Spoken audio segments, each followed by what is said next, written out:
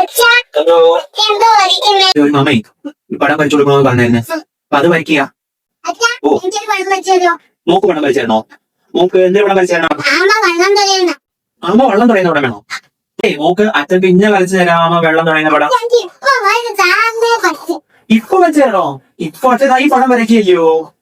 ഇപ്പൊ തന്നെ എനിക്ക് പടം വരച്ചു തന്നെ. അച്ഛൻ അല്ലെങ്കിൽ ഈ പടം വരയ്ക്കും. ഈ എന്താണ് പിന്നെ വരച്ചു തരാളെ?